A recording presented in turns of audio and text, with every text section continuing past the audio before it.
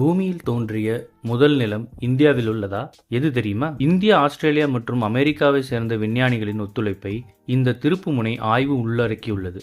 பூமியின் வரலாற்றின்படி முழு கிரகமும் கடல்களால் சூழப்பட்டு மேற்பரப்பில் நிலம் எதுவும் தெரியாத அளவிற்கு இருந்தது. படிப்படியாக கடலில் இருந்து நிலத்தின் சில பகுதிகள் வெளிவரத் தொடங்கின. ஆனால் பூமியின் எந்த பகுதி தண்ணீரில் இருந்து முதலில் வந்தது என்று நீங்கள் எப்போதாவது யோசித்திருக்கிறீர்களா? சமீபத்தில் விஞ்ஞானிகள் இந்த கேள்விக்கான பதிலை கண்டுபிடித்துள்ளனர். மேலும் ஆச்சரியப்படுத்தும் விதமாக கடலில் இருந்து வெளிப்படும் முதல் நிலம் இந்தியாவில் அமைந்துள்ளது. இந்த வாரம் விஞ்ஞானிகள் 2 குறிப்பிடத்தக்க கண்டுபிடிப்புகளை செய்தனர்.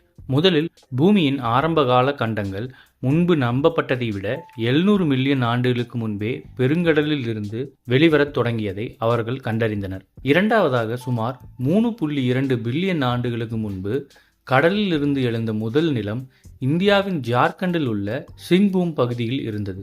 தேசிய அறிவியல் அகாடமியின் செயல்முறைகளில் வெளியிடப்பட்ட இந்த திருப்புமுனை ஆய்வு இந்தியா, ஆஸ்திரேலியா மற்றும் அமெரிக்காவைச் சேர்ந்த விஞ்ஞானிகளின் ஒத்துழைப்பை உள்ளடக்கியது. இந்த பண்டைய கால வரலாற்றை கண்டறிய ஆராய்ச்சியாளர்கள் சிங்பூம் பகுதியில் இருந்து மணல் கற்களை ஆய்வு செய்தனர். இந்த மணற்கற்கள் 3 பில்லியன் ஆண்டுகளுக்கும் மேலான பழங்கால நதி கால்வாய்கள், அலைகள் மற்றும் கடற்கரைகளின் புவியியல் ஆதாரங்களை வெளிப்படுத்தின. இந்த ஆதாரம் பூமியின் வளிமண்டலத்துடன் தொடர்பு கொண்ட ஆரம்ப மேலோட்டமாக இருந்தது என்று கூறுகிறது.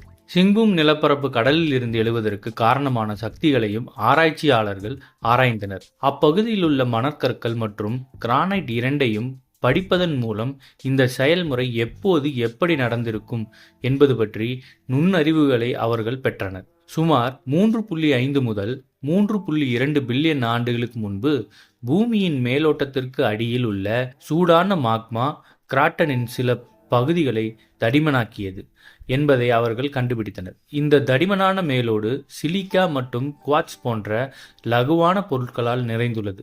இதன் விளைவாக கிராட்டன் அதை சுற்றியுள்ள அடர்த்தியான பாறைகளை விட தடிமனாகவும் வேதியியல் ரீதியில் லகுவாகவும் மாறியது.